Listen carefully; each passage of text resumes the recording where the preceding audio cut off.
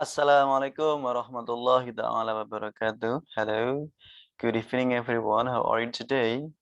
We are still in a very good condition, yeah. Okay, this will be the last meeting of our TOEFL theory explanation because next week it will be the last week for practices, and the week after you will have the independent test for TOEFL, yeah.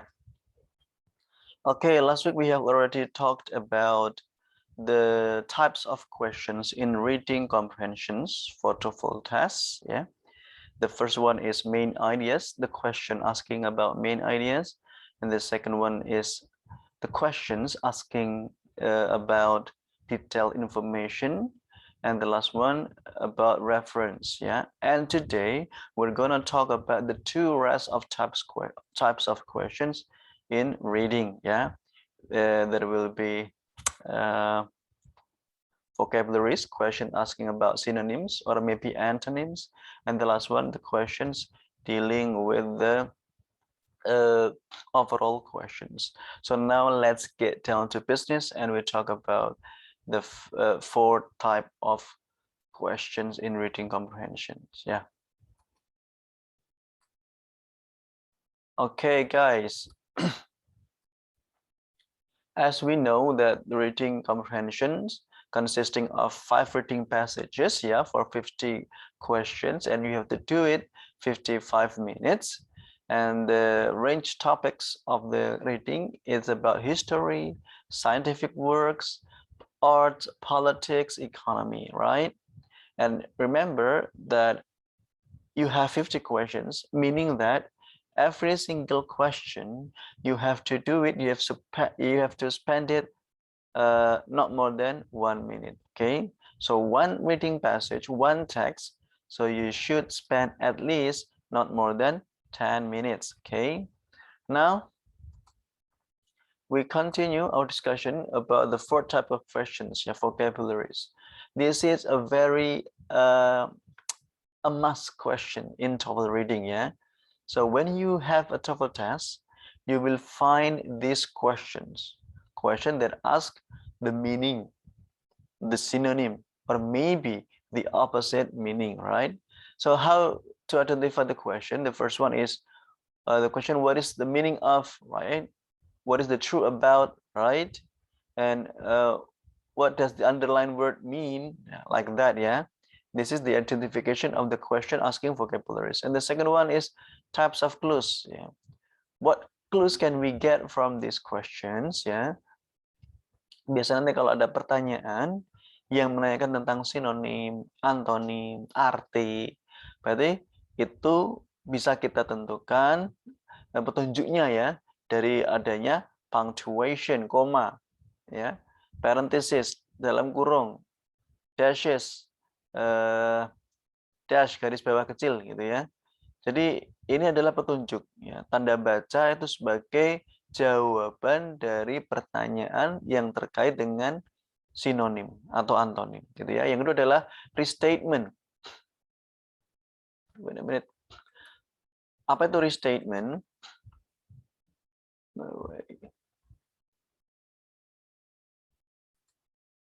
Restatement adalah pengulangan pernyataan ulang. Pernyataan kembali atas apa yang sudah disampaikan sebelumnya. For example, the word like or, that is, yaitu, in other words, dengan kata lain, for etc, ya, dan lain-lain, gitu kan. Di sini itu adalah sebagai petunjuk kalau, ya, ini bisa dijadikan kata kunci untuk menjawab soal sinonim. Dan juga yang terakhir adalah examples. Dengan penulis memberikan sampel, contoh-contoh, itu juga bisa menjadi bantuan kita untuk menemukan jawaban dari pertanyaan ini, ya. Where to find the answer? Di mana kita bisa menemukannya? The information can generally be found after the punctuation clue. Biasanya jawaban dari pertanyaan ini itu setelah adanya tanda baca ini, ya, atau adanya restatement, pernyataan ulang tadi, atau setelah petunjuk pemberian contoh-contoh, gitu ya. Okay, how to answer the question? First, find the sentence in the passage. Temukan kata kunci seperti biasa ya. Langkah pertama kalau mengerjakan soal reading, pastikan kalian membaca soalnya dulu. Make sure you read the questions. Do not read the text first, okay? The question first. And then find the keyword in the questions, and then you refer to the text ya. Temukan kata kunci dalam soal itu. Kemudian kamu rujukan, temukan kata kunci itu ke dalam bacaannya. Kemudian read the part of the passage after the structural clue carefully. Dan bacalah bagian kalimat yang ada kata kunci itu dan ada tanda structural clue. Tadi yang sudah kita sebutkan ya, ada punctuation, restatement, examples. Jawabannya ada di sana. Oke. Langsung praktek ya. So the first one, yeah, this is the questions about asking vocabularies, yeah. The first one, what is the positive reinforcement in line 5? Enaknya TOEFL adalah kalau kita disuruh menjawab soal terkait dengan sinonim, antonim, biasanya sudah dikasih semacam arah, direction ya, di baris berapa gitu ya, sudah ada bantuan dari TOEFL sendiri ya. I'm so sorry. So, what is the positive reinforcement? Nah, ini ada kata kuncinya, positive reinforcement gitu kan. Nah, kita cari, udah dibantu dengan baris kelima. 1, 2, 3, 4, 5. Ya, ini ada positive reinforcement. Nah, berarti nanti kita lihat di sini ya. Jawabannya biasanya nanti setelah tanda koma itu kan. Misalnya such as, ini ada pemberian sampel. Such as ya. Praise, pujian, food, or money were more effective in promoting good behavior than negative reinforcement punishment. Nah, gitu ya. Jadi mungkin ada dua pertanyaan di sini langsung sekalian ya. Ada positive reinforcement, ada negative reinforcement. Mungkin kalau kalian sudah tahu makna dari reinforcement, itu ya pasti sudah bisa menentukan kan gitu ya. Kalau belum ya harus kita cari clue-nya gitu ya. Semakin kalian banyak perbendaharaan kosakatanya, semakin mudah mengerjakan soal bentuk ini. Jadi tips ini, clue ini, itu menjembatani mereka yang mengalami kesusahan. Ya. Nah, kira-kira jawabannya apa? Positive reinforcement ini, kalau kita lihat gift, ya bisa jadi ya, reward bisa jadi, gitu kan. Bribe, penalty, ini rasanya agak aneh, gitu ya. Nah, kita lihat di sini. Oke, sudah ada pemberian contoh, such as praise, food, or money. Uang, pujian, dan juga makanan, gitu kan. Di sini sebenarnya contoh-contoh ini adalah bagian dari reward. Sudah disebutkan di sini ya, rewards and punishment. Rewards and punishment ini gampang banget sebetulnya ya. Kalau kita lihat di sini ada a gift and reward. Jadi positive reinforcement itu dorongan ya. Dorongan positif. Nah, itu bisa berupa gift atau reward. Nah, kebetulan di sini sudah ada clue-nya. Sudah dikasih bantuan banget secara tersurat ini ya. Explicitly the answer is already there. Okay? Rewards pasti. Kalau bribe artinya sogokan, uang sogokan, penalti hukumannya. Jadi dua positif, dua negatif di sini. Ya, TOEFL selalu menyisakan dua pilihan jawaban yang kemungkinan besar bisa dijawab dua-duanya ya. Tapi tentunya ada pilihan terbaik antara A dan B. Di sini sudah jelas banget ada kata rewards. So the answer is reward. The number 2, what is the negative reinforcement? Sama ya, di sini sudah ada ya. Better than negative reinforcement, or ini juga petunjuk ya. Or ini adalah restatement. Pernyataan ulang dari negative reinforcement. Berupa apa sih? Berupa punishment pasti ya. So the answer is punishment. Negative reinforcement, punishment. Okay? Got it? Okay. Now let's get on to business. Yang kedua, ada cara kedua untuk mengidentifikasi jawaban sinonim atau antonim dilihat dari word parts. Kalau tadi lihat dari sinonimnya ya, sinonim persamaan dari kata itu dilihat dari petunjuk-petunjuknya. Gitu ya, ada tanda baca, ada pengulangan pernyataan ulang dari kata yang ditanyakan, yang ketiga dari contoh-contoh. Sekarang yang berikutnya adalah kita nentuin sinonim atau arti dari satu sinonim, dari satu kata, itu lihat dari word parts. Kata-kata pembentuknya. Ya. Misalkan di sini kita lihat ya, biasanya dalam bahasa Inggris, bentukan kata atau derivation, itu ada yang dikasih namanya prefix, awalan, atau suffix atau akhiran. Ya.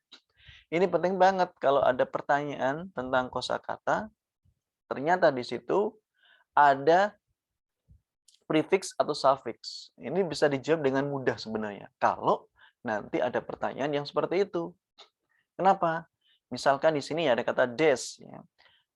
Nanti kalau ada kata pertanyaan what is ya dissatisfaction meaning? Ya. What does the word dissatisfaction mean? Misalnya in line 5. Apa arti dari dissatisfaction? Mungkin kalau udah tahu artinya langsung bisa jawab kan gitu kan. Tapi kalau misal kalian belum bisa menjawabnya, pastikan di sini kalau ada this, itu berarti bermakna negatif ya. Not or opposite. Disagreement. Miss juga bisa. Misspell, miscommunication ya. Di sini ada miss artinya salah. Wrong. Miscommunication. Miscall.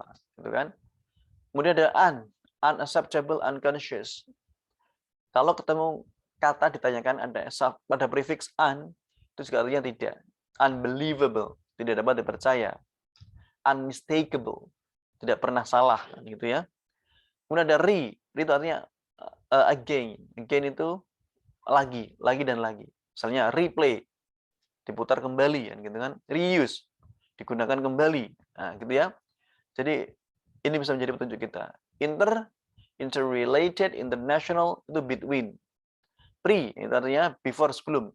Prasejarah, prehistoric, berarti before the history, gitu ya. Supernatural, Superman, artinya luar biasa. Subway itu di bawah, ya. Able artinya mampu. Oke, gitu ya. Okay, now let's get down to business and find the questions. The word misspell in line 7, ya. 1, 2, 3, 4, 5, 6. Mana ini? Misspell, oh ini ya, misspelled di sini. Nah, misspelled itu kalau kita perhatikan ada dua kata ya, miss dan pelled. Miss tadi miscommunication, misunderstanding, artinya kan tidak ya, memiliki arti negatif, berlawanan. Ya sudah, kita cari yang artinya berlawanan juga, maknanya sama tapi berlawanan, alias negatif gitu aja. Cari yang negatif ya. Kalau kita lihat di sini ya, ada dua yang negatif. Improper, juga artinya negatif. Impotent, tidak mampu. Impossible, tidak mungkin gitu ya. Jadi A bisa jadi, B jelas salah, D jelas salah. C juga bisa betul, ada incorrect, incomplete. Incomplete tidak lengkap. Incorrect tidak benar. Improper tidak tepat. Kira-kira antara A dan C, kira-kira apakah jatuh pilihannya ada di A atau C? Sama-sama memiliki arti tidak, ya, improper tidak layak, tidak tepat, incorrect tidak benar atau salah, gitu ya. Nah, kalau kita lihat di sini ada kata spell, spell itu kan spelling, spelling itu mengeja, mengeja pasti terkait dengan tulisan, betul. Jadi jawaban adalah C, bukan A. A bisa jadi betul, tapi tidak ada keterangan lebih lanjut. Misalnya improper writing, gitu ya, mungkin bisa jadi jawabannya itu. Kalau ada improper writing. Tapi kalau cuma improper, itu masih luas. Jadi kita pilih yang lebih sempit. Gitu ya. Berikutnya, yang ketiga adalah cara menentukan sinonim itu dari konteks for difficult word. Karena kita juga harus melihat, mencari jawaban dari pertanyaan sinonim ini. Ya, karena pertanyaan sinonim itu rata-rata 2 atau 3 dalam satu bacaan. Itu penting banget ya. Secara kuantitas jumlahnya lebih banyak daripada pertanyaan jenis main idea misalkan gitu ya. Atau pertanyaan tentang rujukan ya. Ini secara kuantitas lebih banyak gitu ya. Bisa lihat dari konteks dari kata-kata sulitnya. Misalnya gimana Mister? Kita lihat di sini ya. In line 3, 1, 2, 3 ini ya widow. Widow means ya, mungkin kalau kita tahu artinya widow kan janda. Gitu ya. Mohon maaf yang merasa begitu ya. Enggak lah, ini kalian kan masih muda-muda ya. You are not married yet. Gitu ya. Janda itu apa sih? Janda itu ya cewek yang, perempuan yang laki-lakinya meninggal kan, gitu ya. Sudah jelas pasti D ya. Female whose mate has died, bukan B ya. The dead male, cowoknya mati. Ya iya, cowoknya mati. Kan ini dibahas jandanya, bukan dudanya gitu ya. Jadi adalah pasti D. Tapi gimana caranya? Misal kita tidak tahu artinya, widow itu apa? Gitu ya. Di sini ada black widow. Nah, kita lihat di sini ada kata widow got its name because the female has been known to kill the male after mating. Gitu kan? Betinanya dikenal membunuh si jantan setelah mating end. Setelah mating, setelah kawin. Jadi ini bahaya banget ya. Beda manusia dengan spider adalah kalau spider setelah kawin gitu ya, cowoknya dibunuh, jantannya dibunuh. Nanti cari jantan lain nih. Beda dengan manusia ya. Mohon maaf ya, ada yang itu melakukan hubungan seperti itu, kemudian yang ceweknya ditinggal, kemudian disuruh gugurin. Naudzubillah min dzalik. Jangan sampai ya.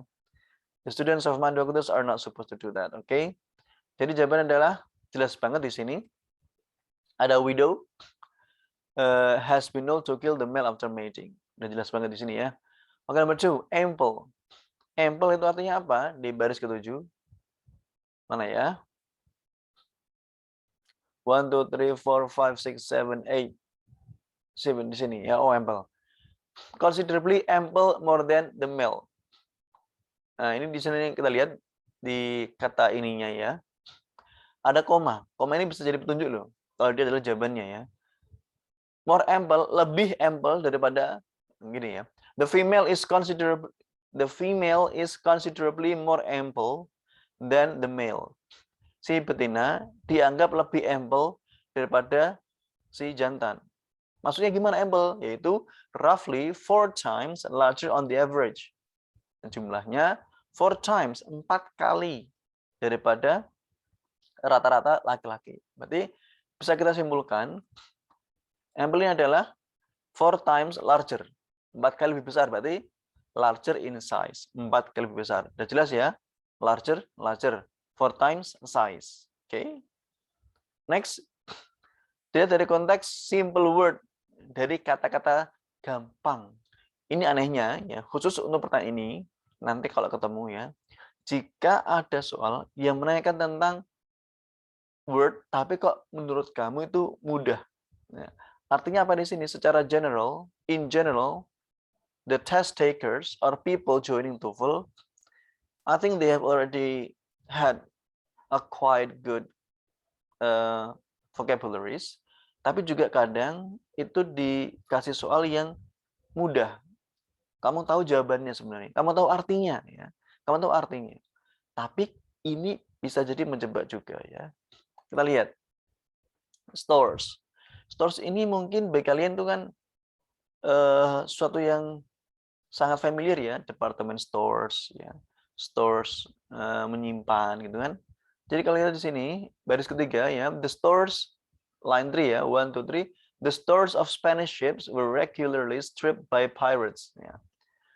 Kalau kita lihat di sini, ketika toko-toko atau barang simpanan, bisa jadi ya, bisa barang simpanan atau toko-toko stores of Spanish ships, dari kapal Spanyol, were regularly stripped by pirates on the waters, dirampok para perompak di tengah lautan, gitu ya. Kalau kita lihat di sini, stores itu sangat erat kaitannya kita dengan departments ya, department store gitu kan, sangat erat kaitannya dengan market shops gitu ya. Jadi ketika jawaban seperti ini itu saling terkait artinya kalau ada 3 jawaban saling terkait untuk menanyakan soal yang mudah, untuk menanyakan soal yang sebenarnya kita mudah bisa mengerjakan ya. Dibantu clue-clue seperti ini udah jelas jawabannya adalah yang tidak terkait satu sama lain, yaitu supplies. Jadi pahami ya? Stores itu selalu bukan selalu ya, seringkali diidentikan dengan department stores, pusat perbelanjaan, markets, shops gitu ya. Jadi ini sepertinya dari kasat mata, pilihan jawaban ini udah pasti D karena ABC itu terkait semua. Begitu juga nomor 2. The word take in line 7. Maaf, in line 9. Mana ini? 1, 2, 3, 4, 5, 6, 7, 8, 9. Take that ya. Should take it that the price of an item is being given. Ya. Kita lihat di sini kalau take kita sering mengartikan dengan membawa, mengambil kan gitu ya. Nah, dari sini kira-kira kita hold itu kan memegang, membawa sama aja gitu ya. Jadi kemungkinan besar dia salah. Understand, memahami, ini secara fisik konsepnya berbeda ya. Hold itu kan secara konsep membawa, memegang kan gitu ya. Berarti sama. Possess, memiliki. Memiliki berarti dia juga membawa gitu kan. Membawa sesuatu untuk difahami. Grab itu mengambil. Sama dengan take. Di sini biasanya kalau ada 3 pilihan jawaban kayak soal nomor 1 tadi, itu carilah pilihan yang tidak terkait satu sama lain. Hold, possess, grab, itu 3-tiganya ada indikasi keterkaitan secara fisik, dipegang, disentuh, ya. Cuma understand yang artinya beda sendiri. Nah, gitu ya. Ini salah satu trik untuk menjawab soal sinonim yang sebetulnya itu gampang untuk dikerjakan, tetapi justru itu menjadi bumerang. Ya. Bumerang kenapa? Kadang jawaban yang diminta oleh penulis itu adalah sesuatu yang tidak terkait sama sekali. Artinya seperti idiom. Gitu ya. Could best be replaced by understand ya, karena di sini seharusnya difahami bahwa harga sebuah harga sudah ditentukan. Should take it that artinya sudah seharusnya difahami. Ya, gitu ya.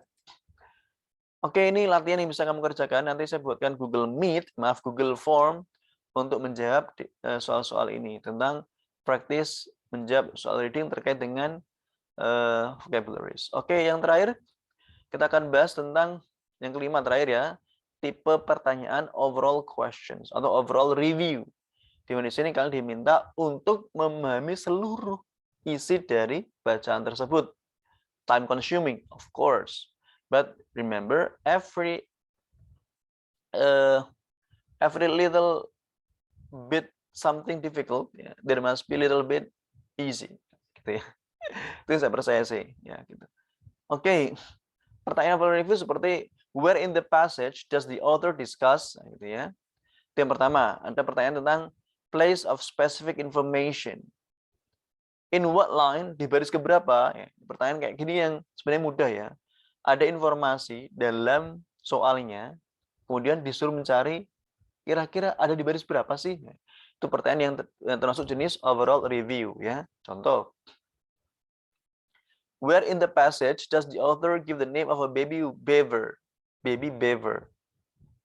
Di baris berapakah kalian menemukan pemberian nama baby beaver? Ya. 1, 2, 3, 4, 5 ada 5 baris. Kira-kira ada di baris mana? Muncul keterangan penulis memberikan nama baby beaver.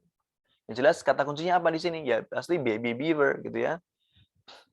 Atau kata lainnya apa? Baby beaver itu young beavers, ya, young beavers. Young beavers itu kata lain dari baby beavers. Namanya apa? Kids. Ya, dikasih nama kids. Kita lihat di sini ya. One cluster would probably consist of 2 adults. Satu cluster biasanya terdiri dari 2 adults dewasa, terdiri dari female and female, dijelaskan gitu ya. Ini namanya restatement, penjelasan ulang, pemaparan ulang. Itu satu dewasa, satu jantan, satu betina. And 4 to 8 young beavers. Dan 4 sampai 8 young beavers. Beavers berang-berang ya, berang-berang yang masih muda atau masih bayi. Namanya apa? Kids. Ya. Jadi jelas banget ada di baris berapa pemberian nama itu, ada baris kedua. Line 2. Okay. Nomor 2, where in the passage does the author indicate why the young beavers must leave their parents' home? Di baris berapakah dinyatakan pernyataan berang-berang muda, berang-berang bayi harus meninggalkan rumah mereka, rumah orang tua mereka. Baris berapa? Nah, di sini kita lihat ya. Ada kata they are forced out of the family. Mereka dipaksa out of the family. Keluar dari grup keluarga mereka, keluar dari WA grup keluarga mereka. Kenapa sih?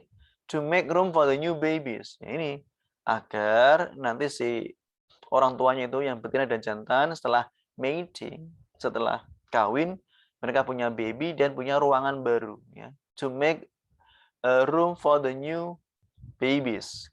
Agar muncul nanti lahir bayi baru punya tempat. Kamu harus keluar. Ya. Jadi di sini bisa kita simpulkan forced out of the family group sama dengan must leave their parents' home. Ada di baris kelima. 1, 2, 3, 4, 5. Okay, that's easy, right? Oke, yang terakhir adalah masih terkait dengan overall review, tapi ini agak paling susah ya. Ada 3 jenis pertanyaannya. Ada tone. Tone itu adalah sikap. Sikap penulis terhadap kasus yang dia tulis sendiri dalam teksnya. Yang kedua adalah purpose, tujuan penulis itu apa dari menulis teks ini, gitu ya. Apakah to give information, to tell about history, maybe ya, to describe about something, to argue someone, to argue a case. Nah, itu bisa jadi semuanya ya. Yang terakhir adalah course. Course ini biasanya terkait dengan soal-soal reading tentang education, tentang ya lebih banyak ke education sebenarnya ya, tentang di akademik terutama di kampus. Gitu ya. Kita lihat satu persatu. The tone of the passage is nomor 1 ya. Kira-kira sikap penulis terhadap teks yang ditulis ini apa? Gitu ya. Kalau kita lihat di sini kata kuncinya banyak ya, kata kuncinya. Oh sorry, ini adalah using historical fact. Dia menggunakan membahas tentang sejarah. Kalau kita lihat di sini ada kata history. Mana tadi ya? Ada kata military awards, kemudian monarchy, ada sentiment, ada for a century, ada civil war, ada 1861 tahun-tahun, berarti sejarah ya. Nanti kalau ada teks yang menyatakan tentang abad, tentang perang revolusioner, perang dunia kedua, sejarah, ada tahun, tanggal, gitu ya. Itu bisa dipastikan sejarah. Sejarah itu harus dikatakan dengan jelas gamblang. Sikapnya apa penulis? Apakah angered? Nggak mungkin. Dia sejarah, gitu ya. Sejarah biasanya memberikan informasi. Berarti D ya. Kalau B penuh canda tawa jelas salah. Outraged marah ya. Kalau pilih A, pilih C berarti sama, enggak boleh. Ada 2 pilihan jawaban gitu ya yang sama artinya. Jadi kalau teks yang sejarah berarti pastikan dia tone dari penulis sendiri adalah informational. Yang kedua, the passage would probably be assigned reading in a course on. Ini tentang course. Dalam bidang apa? Dalam mata kuliah apa, pembahasan apa, gitu ya, bidang apa. Tadi sudah saya jelaskan sebelumnya ya, bahwa ini teks yang membahas tentang sejarah. Pembuktiannya apa? Kita tahu sendiri ya, pembuktiannya adalah ada kata World War I, years, revolution, itu mesti sejarah kan? Berarti ya pasti C, American history, pasti karena sejarah, gitu ya. Yang itu adalah tujuan. Tujuan apa sih yang diinginkan dari teks ini oleh penulis. Nah, kalau kita lihat di sini sebenarnya agak susah juga sih ya. Tapi kita bisa pegang 2 clue petunjuknya. Yang pertama adalah pastikan kamu paham dulu main ideas-nya. Kemudian tentukan supporting details-nya. Oke, pertama. Ini adalah deduktif. Berarti paragraf pertama, kalimat pertama dijadikan sebagai bahan rujukan menjawab soal ini, ya. Military awards have long been considered symbolic of royalty. Nah, di sini ada kata simbol dari royalty yang diberikan kepada penghargaan militer di Amerika Serikat. Symbol of royalty. Berarti harus ada kata simbol royalty. Tanda sebuah kekuasaan. Nah, gitu kan. Berarti and thus ada koma, berarti jelas gitu ya. belum ke arah apa namanya, ke arah jawaban karena masih ada komanya. Dan thus kemudian when the United States was a young nation dan ketika Amerika Serikat masih jadi negara paling muda, negara yang masih muda, baru merdeka gitu ya. Not just finish with the revolution. Tidak hanya selesai dengan revolusinya, bukan baru saja selesai dengan revolusinya. Aduh, sorry guys, my voice is getting bad. Kemudian koma, jadi ada kalimat dipisah dengan koma, kemudian dipisah dengan koma lagi, berarti kalimat tengahnya itu hanya sekedar distractor. Kayak ini ya, aslinya kan ini. Military words have long been considered symbolic of royalty. There was, there was strong sentiment against military decoration. Intinya kan itu ya, ada pernyataan simbol tentang kekayaan bagi militer Amerika Serikat, namun ada strong sentiment, ada yang nggak setuju, gitu ya. Sentiment artinya pendapat. Jadi ada klaim, ada pendapat, gitu ya. Berarti di sini harus ada apa? Sentiment, sikap tentang apa yang dibahas tentang simbol royalty. Berarti harus ada royalty-nya ya. Berarti tinggal B ada royalty-nya, betul. Dan D ada simbol royalty. Nah, kira-kira dari B dan D ini apa?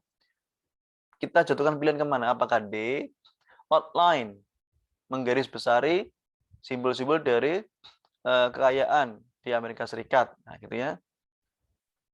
Atau B, demonstrate an effect, menunjukkan efek dari attitude ya, ini yang jadi kata kuncinya. Attitude itu sikap. Sikap sama dengan sentiment. Ya sudah. Sentiment is the synonym of attitude. Jadi jawaban adalah B. Nah, itu. Oke. Itu saja yang bisa saya sampaikan. Nanti praktis ini berikutnya soal nomor 6 sampai nomor 8 ya. Sampai nomor 8. Jadi kalian kerjakan nanti saya buatkan di Google Form ya. See you next time guys. Thank you very much for watching. Assalamualaikum warahmatullahi wabarakatuh.